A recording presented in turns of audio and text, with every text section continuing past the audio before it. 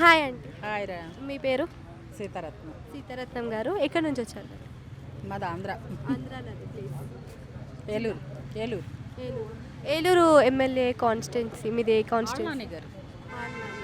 Okay. మీ constituency? అమ్మా మీ constituency అంటే మీ ఊరు మండలం? ఏలూరే. ఏలూరు. ఏలూరే.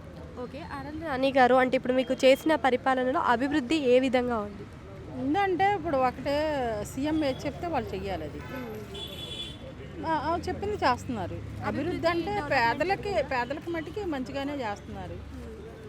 డెవలప్మెంట్ అనేది ఏ విధంగా ఉంది? డెవలప్మెంట్ అప్పుడు ఎడ్యుకేషన్ డెవలప్మెంట్ చేస్తున్నారు.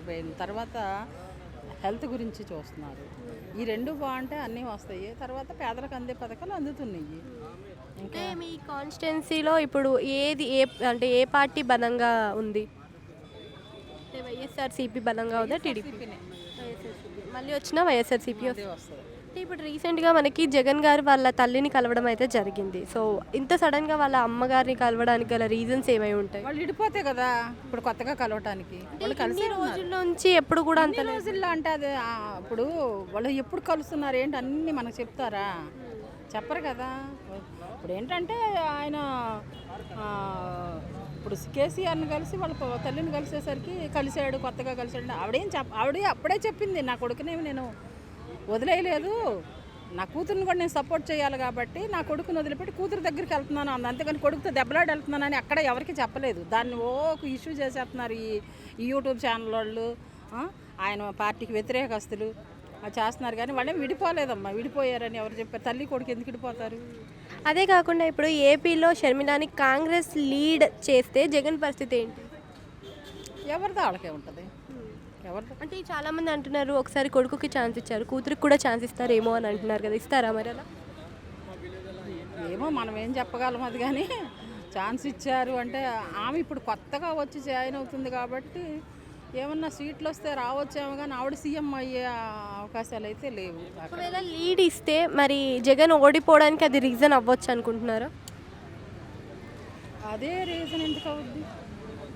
అంటే ఇప్పుడు మనకి కేసీఆర్కి ఆరోగ్యం బాగోక అంటే చాలా రోజులు అవుతుంది. ఇప్పుడు మళ్ళీ హాస్పిటల్లో జాయిన్ అయ్యి డిశ్చార్జ్ అయిన తర్వాత తనని పరామర్శించడానికనే వచ్చారు.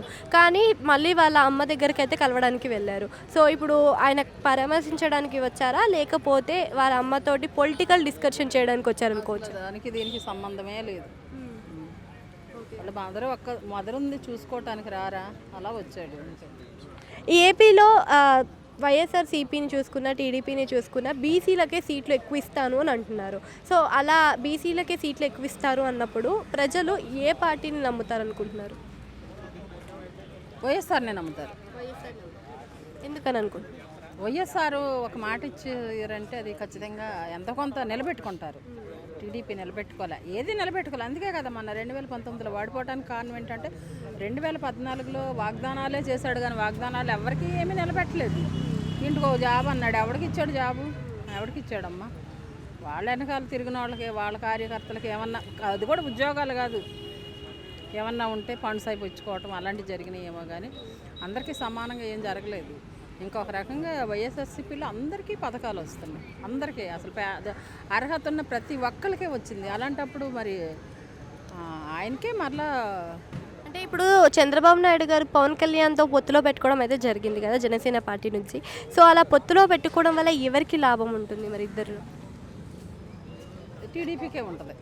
ఎందుకని అంటే నమ్మిన వాళ్ళకి, వాళ్ళిద్దరిని నమ్మిన వాళ్ళకి ఇదంతా ఉట్టిదే మోసం అని చెప్పేసి వెళ్ళిపోతున్నారు. ఇప్పుడు జనసేనలో ఉన్న వాళ్ళు చాలామంది తప్పుకుపోతున్నారు. మమ్మల్ని క్యాస్ట్ పరంగా కూడా మమ్మల్ని మోసం చేస్తున్నాడు, వాడుకున్నాడు, తీసుకెళ్ళి పార్టీ పెట్టి ఆ పార్టీని ఏమో టీడీపీకి తాకడ పెట్టారని అసలు చాలా వ్యతిరేకత ఎక్కువ అయిపోయింది.